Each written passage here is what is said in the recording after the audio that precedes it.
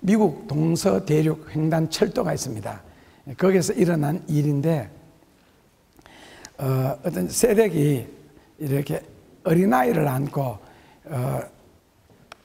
아마 친정에 가는지 하는데, 그날따라 날씨가 굉장히 추웠고 눈이 많이 내렸고, 그리고 이제 오후에 출발했는데 밤에 되었을 때 이 아줌마가 차장한테 부탁을 했습니다. 이게 날씨가 너무 더고 눈이 많이 와서 나는 내가 내릴 역을 모르니까 꼭 알려달라고.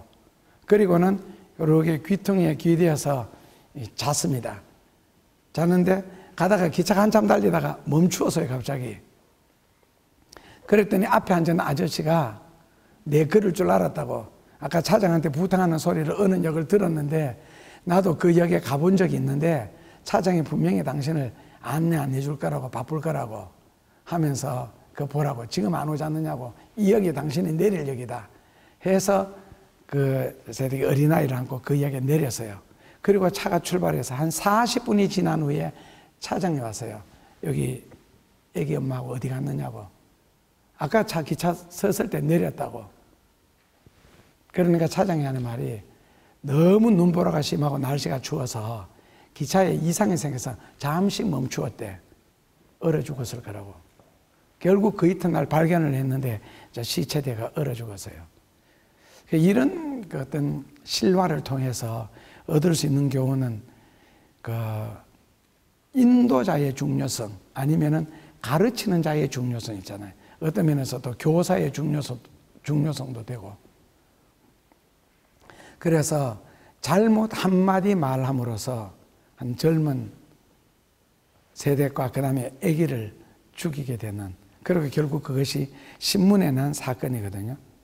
이런 것을 볼 때 이제 야고보서에서는 할 수만 있으면 앞에서 가르치는 것은 하지 마라 그렇게 했는데, 또 누군가는 선생이 되어야 되는데 그런 걸 생각하면 안 할 수도 없고, 어떨 때로는 의무적으로 율법적으로 해야 된다는 그런 식으로 할 때는 굉장히 힘이 들고 그런 때도 있습니다. 어떨 때는 내가 목회자가 안 되었으면은, 그런데도 또 교회에서 꼭 하고 싶은 직분이 제가 두 가지가 있는데, 하나는 교사가 되고 싶고, 왜냐하면 어린이를 위해서 잘 길렀을 때, 그러니까 그 아이에 대해서 성경으로 잘 가르치고, 그리고 그 아이를 위해서 간절하게 기도해서 만약에 그 아이가 훌륭하게 된다면 거기에 대한 보람. 그래서 박정희 대통령이 구미 상모교회, 그때 이제 고향에 갔을 때 박정희 대통령 다닌 교회가 상모교회거든요. 거기 가서 목사님을 만나서 이 박정희 대통령이 한마디 부탁을 했어요. 그 내가 뭐 해주면 좋겠느냐 하니까 상모교회에서 빨간 벽돌을 해서 교회 외벽을 쌓았으면 좋겠다 해서 그 박정희 대통령이 그 기증을 했고, 그 다음에 박정희 대통령이 남긴 말은, 나와 같은 유년주일 학교 학생을 만들지 마세요. 그러니까 자기를 가르치는 선생님이 정말 자기를 위해서 간절하게 기도해주고 진리로 바르게 인도를 해줬더라면 내가 불신자가 되었겠느냐 하는 그런 말을 남겼답니다. 그래서 우리는 오늘 낮에도 마지막 헌금 기도할 때 세 가지 했는 거 있죠. 첫째로는요, 사람 앞에 성공하고, 하나님 앞에, 하나님 앞에서 실패하지 않도록. 결국 사람 앞에 성공하는 것은요, 사람 앞에서 성공하는 것은요, 요거는 인간의 한계, 혹은 다른 말을 바꾸면은 인간의 능력 안에서 이거는 성공할 수가 있습니다. 그 다음에는 하나님 앞에서, 둘째로는 하나님 앞에서 성공하기 위해서는 이거는요, 인간의 능력이나 노력으로 되는 것이 아니고, 이거는 하나님의 축복으로만이 가능한 겁니다. 하나님의 축복으로만이 가능한 것이 신 앞에서 성공하는 비결이고요. 근데 이제 우리의 욕심은 뭐라고요? 우리의 욕심은 하나님 앞에서도 성공하고 복을 받고, 사람 앞에서도 사랑받고 칭찬받을 수 있도록 해달라. 가장 이상적인 것 같아요. 하나님 앞에 복을 받고 사람 앞에 사랑받고 칭찬받기 위해서는 두 가지를 해야 된다. 오늘 오전 설교에 그게 핵심이었죠. 한번 정리하면은, 자, 하나님 앞에는 복을 받고, 그리고 사람 앞에는 칭찬을 받고 잘 되는 비결 두 가지 해야 된다 할 때, 첫째로는 뭐였어요?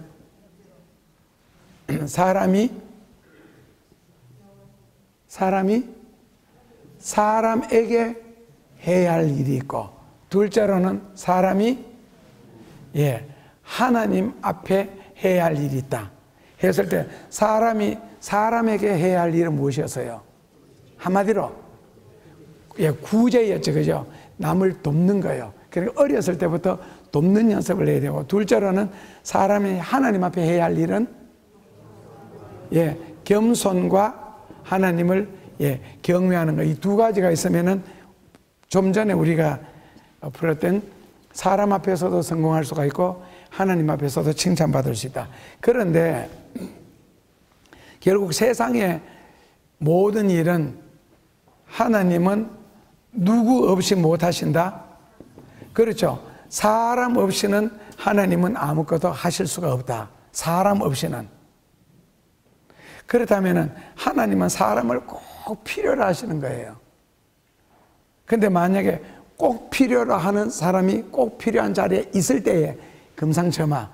그런데 하나님이 꼭 필요로 한다는 걸 내가 알 수가 있어요, 없어요? 우리가. 자, 일반적인 대답은 몰라야 되고, 그래서 하나님은 이 사람 선택을 특별한 경우에는 개인적으로 부르심을 받았다고 하는데, 신학 입학 시험 칠 때 그런 식으로 대답하면 무조건 다 떨어집니다. 하나님이 불러서 왔다, 음성 들었다, 환상 봤다, 무조건 떨어집니다. 신학에서 원하는 사람이 아니에요.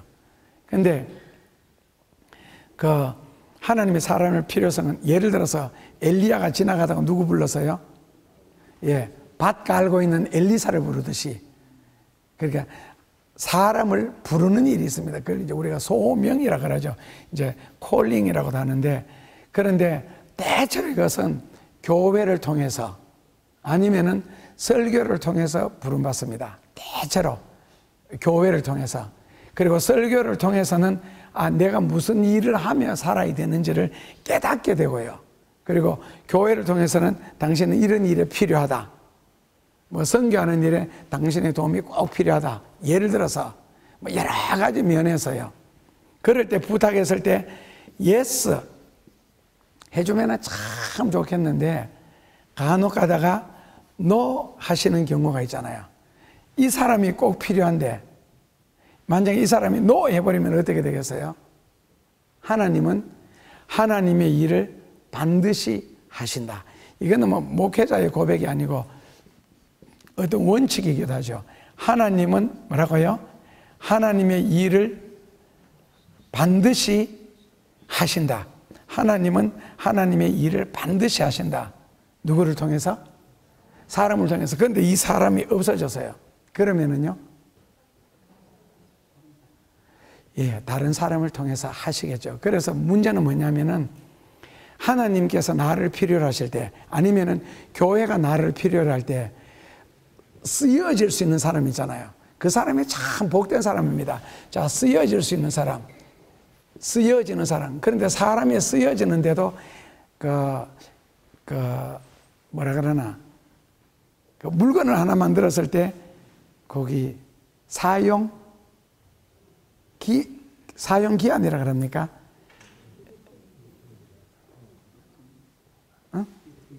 유통기한. 고맙습니다. 유통기한이 있습니다. 그러니까 하나님의 사람을 쓸 때도 유통기한이 있습니다. 근데 이제 예를 들어서 모세 같으면은 어디에서 어디까지? 모세는 어디에서 어디까지? 애굽에서부터 가나안까지 아닙니다. 요르단까지. 그러니까 요르단에 있는 산이 느보산. 그러니까 요르단 입구까지. 요게 이제 가나안 들어가기 전까지. 요게는 모세가 할 역할이고, 그 다음에 요르단을 건너는 것에서부터 시작해서는 누구의 역할이에요? 그렇죠. 거기서부터는 요수아예요. 이걸 우리말로 바꾸면 업무 분담이라 그래야 됩니까? 역할 분담이라 그래야 됩니까? 이런 부분이 있어요. 근데 처음부터 끝까지 쓰여졌으면 참 좋겠는데 처음부터 끝까지 하나님은 사람을 쓰시지를 않습니다. 이유는 뭐겠어요? 그러니까 처음부터 끝까지라는 말은 예를 들어서 이사야다, 뭐 예레미야다 이런 경우에는요, 죽을 때까지 until death, 죽을 때까지 주를 위해서 살았죠. 근데 이 다음의 일을 누군가가 바톤을 받고 또 일을 하잖아요. 그래서 어떤 일에 있어서 처음부터 끝까지 혼자 사는 경우는 없고 대략 역할 분담, 시기 분담 이런 것들이, 기능 분담 이런 것들이 있습니다. 그런데 여기서 제일 중요한 말은 쓰여지는 사람. 그러니까 하나님이 누군가를 통해서는 시작을 해놓으시고 누군가를 통해서는 이루어 나가시고 누군가를 통해서는 마무리를 하시겠죠. 그래서 이거 고린도전서에 보면은 전도에 대해서 어떤 비유로 나오느냐면 어떤 사람은 씨를 뿌리고 어떤 사람은 물을 주고 어떤 사람은 거둔다. 역할 분담이에요. 한 사람이 뿌리고 물을 주고 거두기까지 하면 좋겠지만은 근데 하나님은 그렇게 안 하시더라고요. 안 쓰시더라고 성경에 보면. 그래서 쓰여지는 사람이라 그랬을 때에 하나님이 사람을 쓰는 규칙이라 그럴까, 법칙이라 할까, 철칙이라 그럴까, 하나님이 사람을 쓰시는 어쨌든 칙이 있습니다. 그게 뭐겠어요? 예, 그렇죠. 그게 바로 하나님은 사람을 쓰시지 아니하시고 믿음을 쓰신다. 결국 하나님은 사람을 통하여 역사하시는 것이 아닙니다. 믿음을 통하여 역사를 하시죠. 하나님은 결국 믿음을 통하여 하나님은 역사를 하시는데 이 믿음을 누가 가지고 있느냐는 겁니다. 그러니까 믿음을 가지고 있는 사람을 찾으시는 거죠. 사람을 찾으셔서 너 믿음 있니 없니? 안 그러면 뭐 훌륭한 사람, 그러니까 우리말로 바꾸면은 사람의 종류가 있잖아요. 난 사람, 든 사람, 예, 된 사람. 이건 잘난 사람이고, 이거는 속이, 뭐, 이거는 사람이, 예, 만들어진 사람. 있는데, 이 사람을 골라놓고, 들었니, 되었니, 이게 묻는 게 아니고, 뭐라고요? 믿음을 찾다가 보니, 믿음이 머무는 곳이 있더라는 거죠. 믿음이 머무는 곳요. 이 사람이 누구예요? 이 사람이 속에 믿음이 가라다. 그러니까 이걸 성경적인 용어로는 성령 충만이라는 단어 있잖아요. 이제 그걸 쓰기도 하는데 성령 충만이라는 말은 이게 진짜 되게 어려운 말이거든요. 성령 충만 그라는 말이요. 이거 굉장히 어려운 말입니다. 우리는 사람인데 사람이 하나님의 신으로 가득했다는 거잖아요. 결국 사람이 하나님의 신으로 가득하게 되면은 사람이 하나님을 부립니까? 하나님이 사람을 부립니까? 내가 되게 성령 충만하면 무엇이든지 기도하면 하나님이 다 이루실 것 같고 들어주실 것 같지요. 반대로 생각하셔야 됩니다. 성령이 충만하면, 그러니까 이걸 에스겔서 47장에는 뭐로 비유했느냐면 왜 강을 건널 때에 발목까지 물, 그 다음에는 무릎까지 물, 그 다음에는 허리까지 물, 그 다음에 가슴까지 물, 그 다음에 잠기는 물이라 했죠. 그러니까 일단 잠기게 되면은 그 물 속에 잠겨서는 내 의지대로 움직여지는 게 아니에요. 특히 움직이는 물, 물살이 세다 그럽니까? 그때 물에 몸을 맡기는 수밖에 없거든요. 그래서 발목까지 뭐 무릎까지 이건 내 마음대로 내 뜻대로 할 수 있어요. 조금 불편은 해도. 그래서 성령이 충만하다 말은 철저하게 하나님의 뜻을 따라서 하나님의 말씀에 의해서 움직여지는 사람요. 수동태로. 그 낱말 그대로 이제 뭐 아브라함 링컨 대통령 한 말 맞나? 바이 더 갓, 포 더 갓, 오브 더 갓 하는 거예요. 철저하게 하나님에 의해서, 하나님 때문에, 하나님을 위하여. 이걸 다른 말로 바꾸면 이제 트루스, 진리에 의해서, 진리 때문에, 진리를 위하여 이제 하나님을 넣으면 되고요. 그게 움직여질 수 있는 사람이 뭐라고요? 성령 충만입니다. 예를 들어서 내가 잠을 자다가도 교회 가서 기도해야지 생각이 딱 드는 순간에 벌떡 일어나서 옷을 입고 교회에 나올 수 있는 사람, 예를 들자면 그 정도로 순종할 수 있으셔야 됩니다. 무슨 일을 하다가도 영감이 딱 내려왔을 때는 바로바로 순종할 수 있는 사람. 그런데 이제 그것이 하나님이 내가 이거 필요하다라고 절대 말씀 안 하시거든요. 누가 필요해요? 사람이 필요하고 교회가 필요를 하겠죠. 그랬을 때에 쓰여질 수 있는 사람, 그것이 내가 가진 은사를 하나님이 사용하시려고 하시든지, 내 건강이나 내 시간을 사용하시려고 하시든지, 아니면 내가 가진 물질을 사용하시려고 할 때에, 예를 들어서 그것이 딱 생각해 보니까 부담스럽다. 신앙인이라는 것은, 성령 충만한 것은요, 내가 가진 일부를 바치는 것은 성령 충만한 사람이 아닙니다. 그리고 하나님에게 다스려지는 사람도 아닙니다. 이것은요, 일부를 드리는 사람은 아주 인간적인 사람요, 세상적인 사람, 믿음이 거의 없는 사람, 믿음이 조금이라도 있으면 일부를 바친다는 이런 단어를 쓰시면 안 됩니다. 생사화복 자체가 하나님의 것이고, 그리고 우리 인생 자체가 하나님의 것이라면 하나님은 나를 예를 들어서 우리가 이 세상에 하는 일에 하나님은 도와주시기를 바란다, 이런 단어 자체도 없습니다.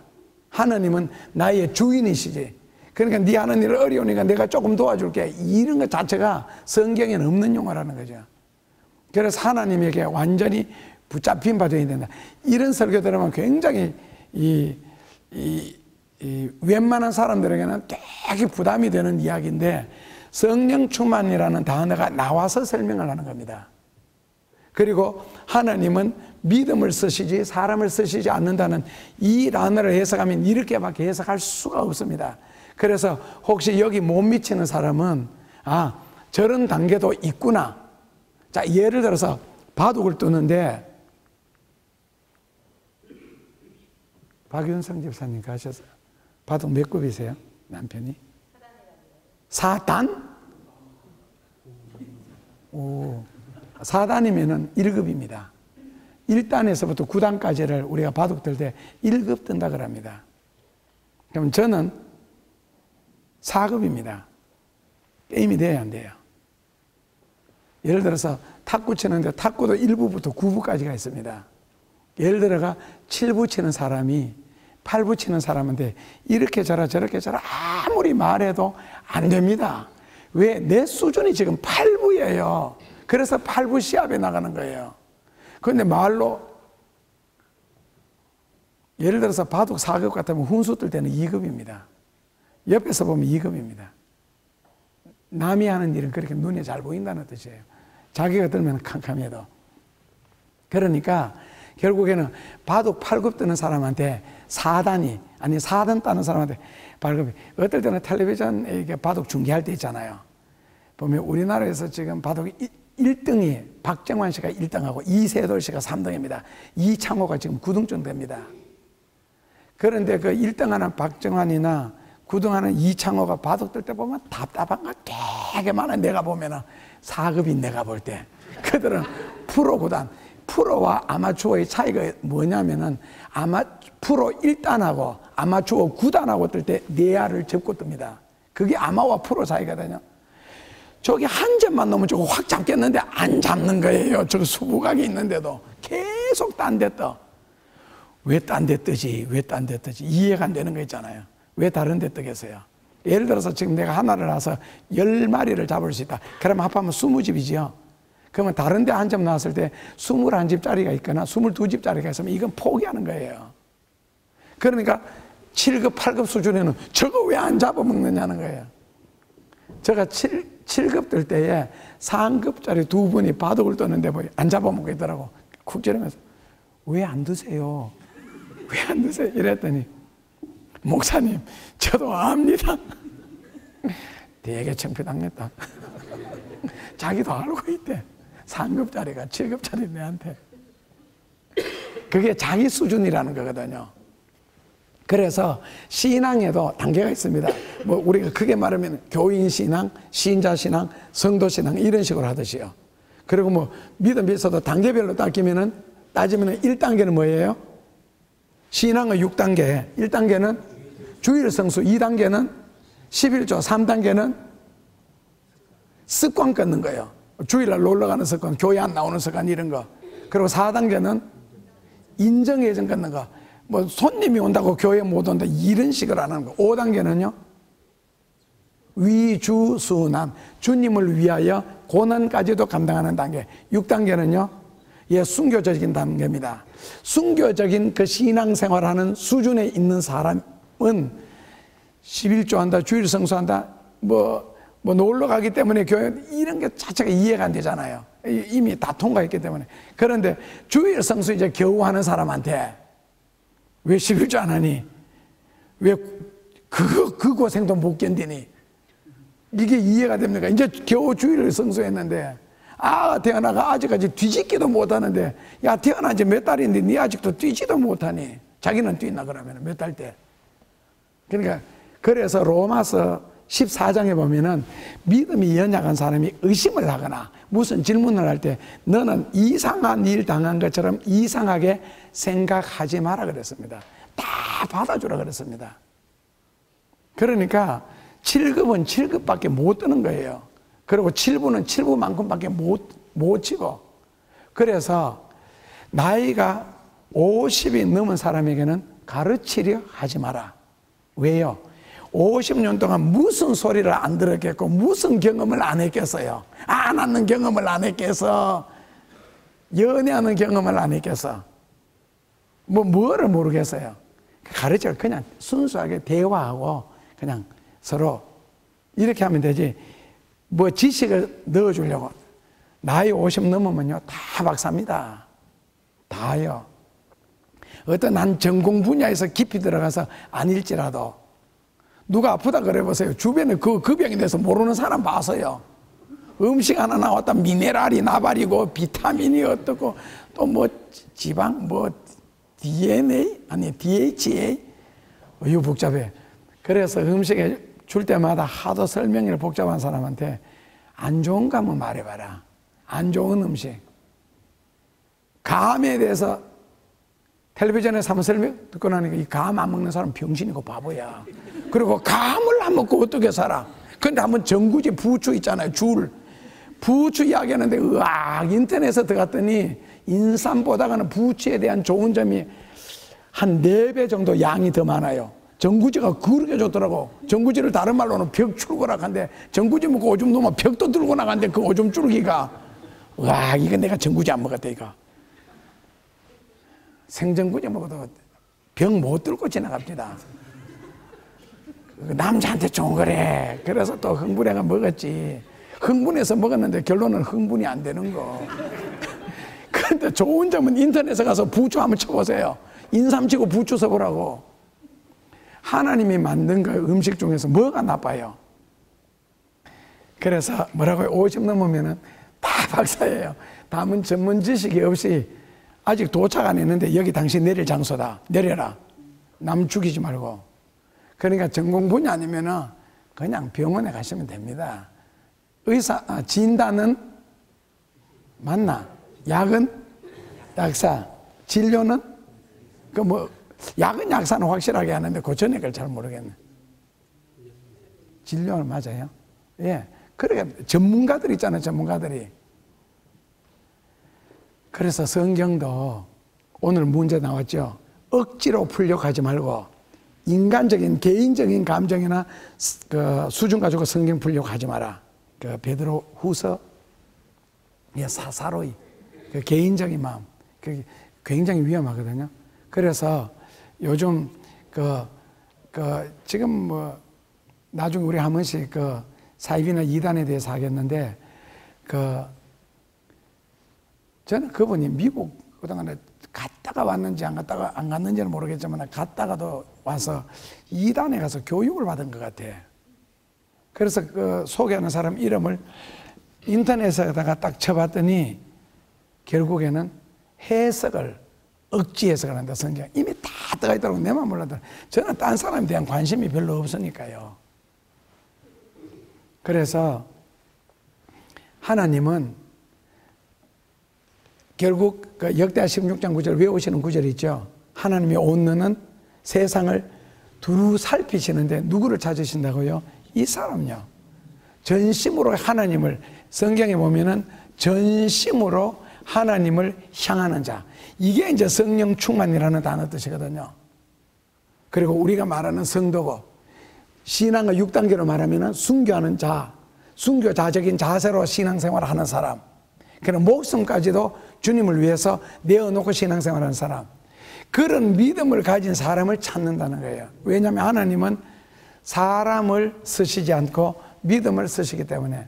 그래서 이런 믿음을 소유한 사람을 하나님이 이제 데리고 가셔서 사용하시겠지요. 데리고 가셔서. 그래서 사람에 따라서 이제 그 용도도 다르잖아요. 어떤 사람은 말씀으로 서야 할 사람, 어떤 사람은 또 물질로 서야 할 사람, 어떤 사람은 주신 은사를 가지고 사용할 사람, 어떤 사람은 또 그 건강, 몸, 봉사로 쓸 사람, 어떤 사람은 기도로 사용할 사람, 다 다르잖아요. 다 달라도 중심에는요, 믿음이라는 거예요. 믿음이 속에 들어있지 않으면 하나님이, 결국 하나님은 믿음을 통해서 믿음으로 모든 일을 하시는데, 이제 우리 사람이 지금 이 펜처럼 내가 쓰는 대로 그냥 쓰여지고, 예를 들어 우리가 장갑을 꼈다고 했을 때 장갑을 낀 손으로 일을 하면은 장갑이 실제로 접촉해서 모든 일을 다 하는 것 같지만은 실제로 장갑을 움직이는 것은 속에 들어있는 손가락, 손이 움직이는 대로 장갑은 따라할 뿐입니다. 그렇다면 장갑은 뭐냐? 우리 자신이고, 그 속에 들어있는 믿음은 손, 즉 하나님이 역사하는 부분이라는 거죠. 그렇다면 왜 믿음 있는 사람을 통해서 역사하시겠어요?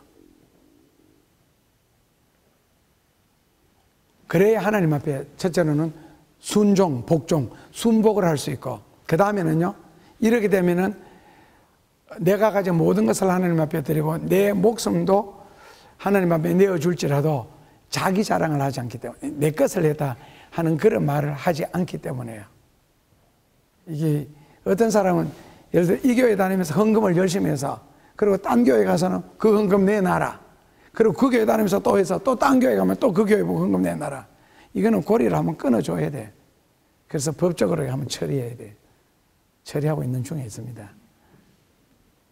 그래서 아셨죠? 그래서 믿음이 참 중요하고, 믿음 없이 교회 나오려고 하니까 힘들고, 믿음 없이 헌금하려고 하니까 힘들고, 믿음 없이 주의 일을 하려고 하니까 짜증나고 귀찮고 아깝고 완전히 도적 맞는 기분으로. 그래서 어렸을 때부터 그 다윗이 고백한 것처럼 아이들에게 바로 믿음을 넣어주는 것, 이것이 그 아이를 위하는 방법이 아니겠는가 하는 그런 생각이 듭니다. 그래서 어렸을 때부터 이 믿음을 넣어주기 위해서는 그 아이들에게 꼭 가르쳐야 할 게 있습니다. 어렸을 때부터. 자, 첫째로는요, 아이들에게 꼭 하나님 앞에 찬송하고 기도하는 법을 가르치시고, 물론 이 속에는 뭐 감사하는 법부터 원망 안 하는 법부터 다 들어있겠죠. 둘째로는요, 예배를 잘 드리는 법을 가르쳐 주시면 좋겠고, 셋째로는 꼭 섬기는 법이 있잖아요. 이게 봉사라 그러는데, 마태복음 20장 28절에 보면 예수님이 저런 말씀하셨죠. 내가 이 세상에 온 것은 섬김을 받으려 온 것이 아니요 섬기러 왔다. 그러니까 이 세상에서는요, 섬김을 받는 사람을 누가 존경하겠어요? 누가 좋아하고? 근데 이거 참 귀한 겁니다. 물론 이거는 하나님 앞에서도 이렇지만은 사람 앞에서도요. 그래, 어렸을 때부터. 그래서 부산의 어떤 병원 원장의 딸이 초등학교 3학년인가 4학년인데 자기 반 친구 아이가 어떻게 하다 토해서 노는 시간에 토해서요. 그런데 이 아이가 자기 집 아버지가 병원장이에요.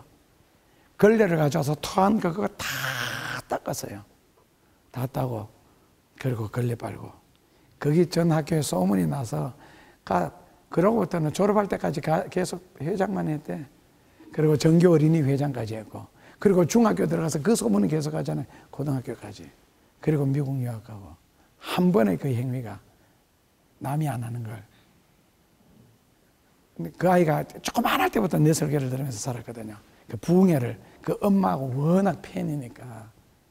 그런 일도 해서. 그러니까 별것 아는 일이, 친절이라는 것도 그렇잖아요.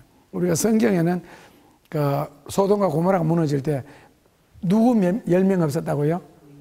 성경에는 의인이라 그랬잖아요. 원어에서는요, 카인드리맨이 친절한 사람. 친절한 사람 10명이 없어서. 의인이 뭐겠어요?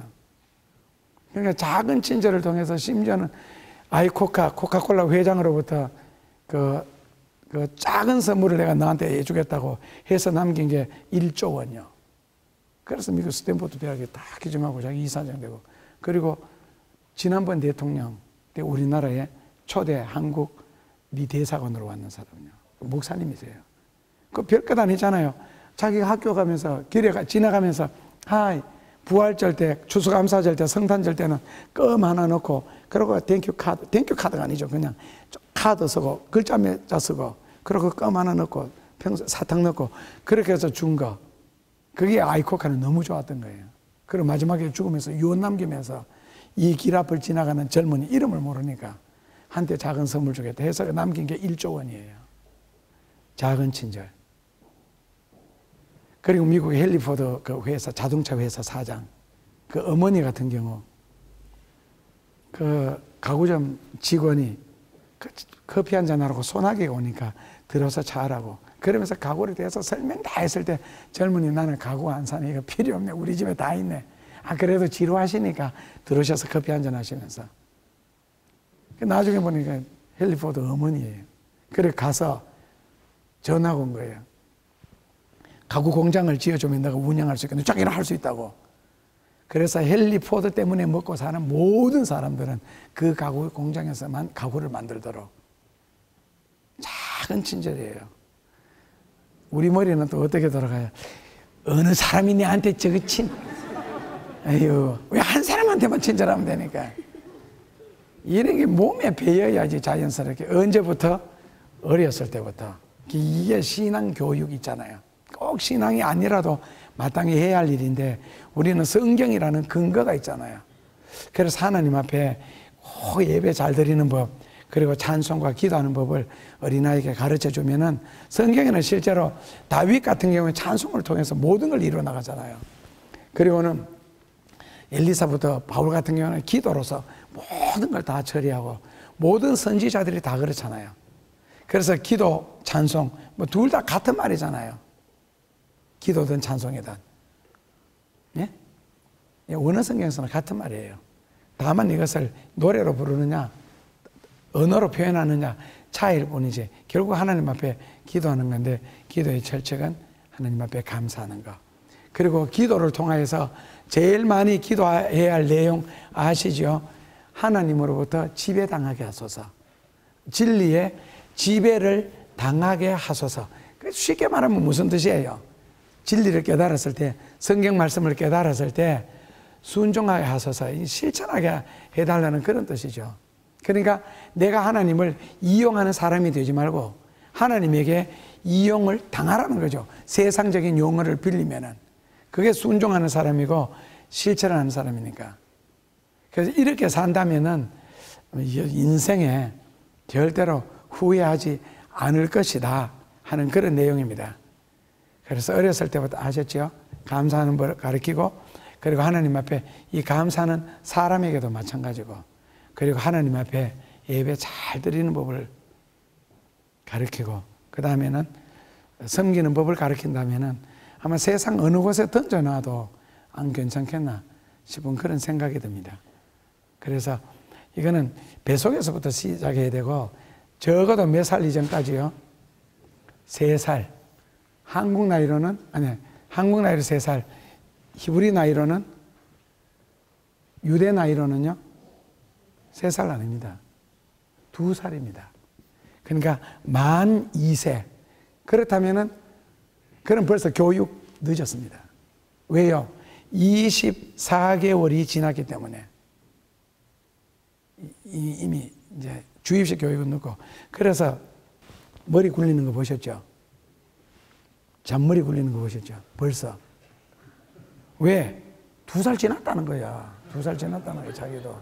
이제 내한테 강제로 교육할 생각하지 마라. 나도 인격이 있다. 나도 지성이 있고.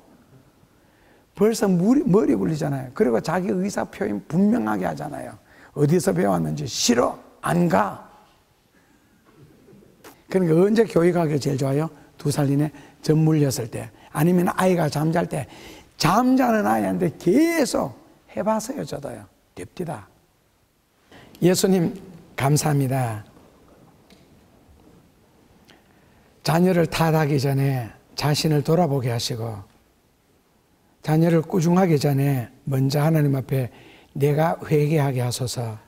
그리하여 하나님 앞에 좀 더 온전하게, 좀 더 가까이, 그리고 하나님이 나를 마음껏 쓰실 수 있도록 하나님의 통로의 길이 넓어지게 하여 주시고, 하나님이 나를 통하여 역사하시려고 할 때에 길이 좁아, 문이 좁아 막히지 않도록 꼭 은혜 베풀어 주옵소서.